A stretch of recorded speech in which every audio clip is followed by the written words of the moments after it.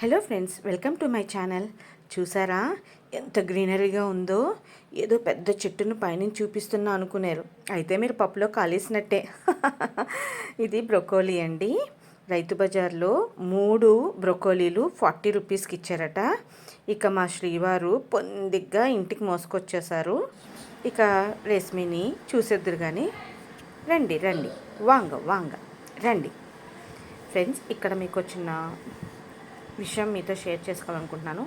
నా ఆలోచన సరైనదో కాదు, అది మీరైతే కరెక్ట్ డెసిషన్స్ ఇస్తారని నేను అనుకుంటున్నాను. ఈరోజు చిన్న సంభాషణ జరిగింది. ఆ సంభాషణలో నేను మా శ్రీవారు మాత్రమే ఉన్నాము.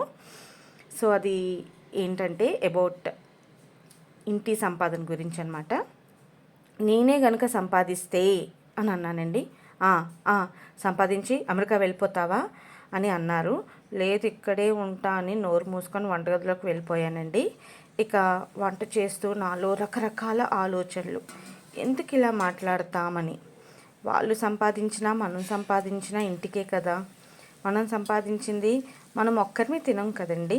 మన సంపాదన కూడా ఉంటే ఇంటి ఫైనాన్షియల్ స్టేటస్ ఇంకా బాగుంటుంది, అంతే కదా. మన సంపాదన మొదలయ్యాక భర్తను కుటుంబాన్ని వదిలి వెళ్ళిపోతామా? లేదు కదా. ఇప్పుడు మనం సంపాదించిన అమ్మ వాళ్ళ ఇంట్లో ఉండి మనం సంపాదించామనుకోండి, వాళ్ళ ఇంట్లో ఉండేటప్పుడు వాళ్ళని వదిలి వెళ్ళిపోతున్నామా? లేదు కదా. అలానే ఎందుకు ఇలా మాట్లాడతారో ఏంటో నాకు ఏం అర్థం కాలేదు. ఎంత మర్చిపోదామనన్నా ఓకే, మర్చిపోదాం, వంట చేసుకుందామనన్నా ఈ ఆలోచన మాత్రం అసలు నన్ను ఆ రోజంతా డిస్టర్బ్గా ఉంచిందనమాట. ఏంటంటే అమెరికా వెళ్ళిపోతావా అలా అని కాకుండా, మంచిదే, మన ఇంటి పరిస్థితి, పిల్లల భవిష్యత్తు చాలా బాగుంటుందని అని ఉంటే ఎంత బాగున్నా అనిపించింది. సరే, ఇంకెందుకు ఇవన్నీ ఇంట్లో ఉన్నవి చిన్న చిన్న సంభాషణలు జరుగుతూనే ఉంటుంటాయి. ఈలోపు మీరు ఈ వంట చేస్తున్నంతసేపు నా థాట్ అంతా కూడా దీని మీద ఉంది. అయినా మన ఇంట్లో ఆ పని ఈ పని ఉంటూ పుట్టెడు పనులు మన నెత్తి మీద ఉంటాయండి, అంతే కదా. ఆ పనుల్లో ఈ ఆలోచన కూడా అలా అలా అలా పోతుంది, మరుగున పడిపోతుంది. ఏమంటారు? అయితే చూసారు కదా, బ్రొకోలీని చిన్న చిన్న ముక్కలుగా కోసుకున్నాను. నెక్స్ట్ దాన్ని వాటర్లో శుభ్రంగా కడుక్కున్నాను. ఆ తర్వాత ఆయిల్ పెట్టి కొంచెం పచ్చివాసన పోయేంత వరకు వేపుకొని పక్కకు పెట్టేశానండి. ఆ తర్వాత ఒక 2 ఉల్లిపాయలు, ఒక టమాటో, పచ్చిమిర్చి తీసుకున్నాను. ఆ తగ్గట్టుగా కోసుకున్నాను అనమాట. చిన్న చిన్న ముక్కలుగా కోసేసుకున్నాను. ఇక మళ్ళీ కడాయిలో ఆయిల్, సేమ్ బ్రొకోలీ వేపిన ఆయిల్లోనే ఉల్లిపాయ ముక్కలు, పచ్చిమిర్చి, ఈ ఉల్లిపాయ కాస్త పచ్చిపోయిన తర్వాతన ఉప్పు కారం వేసి కాస్త ఈ ఉల్లిపాయలు కూడా పచ్చిపోయేంత వరకు వేపుకున్నాను. ఆ తర్వాత మనం వేపిన బ్రొకోలీ ఉంది కదా, చూస్తున్నారు కదా, ఆ బ్రొకోలీని కూడా వేసేసాను.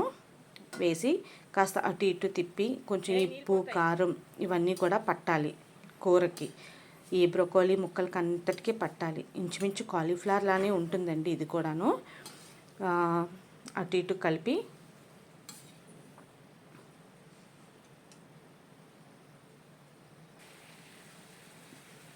కాస్త మగ్గిన తర్వాత కొంచెం అంటే కొంచెం నీళ్ళు వేయాలి.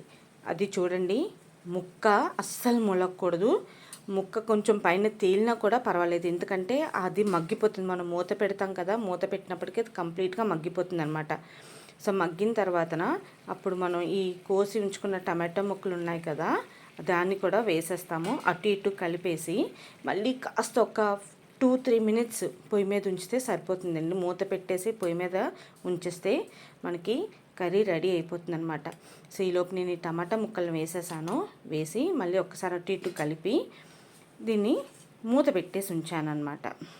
మగ్గిపోయిన తర్వాత లాస్ట్లో సన్నగా తరుక్కున్న కొత్తిమీర జల్లుకొని మనం స్టవ్ ఆపేసుకోవటమే. ఈ రెసిపీని ఎలా చేశానో చూసారు కదా. కర్రీ అయితే కాలీఫ్లవర్ కన్నా చాలా బాగుందనే కాంప్లిమెంట్ అయితే వచ్చింది. చాలు, ఇది ఇంకేం కావాలి ఇంతకన్నా మనకి.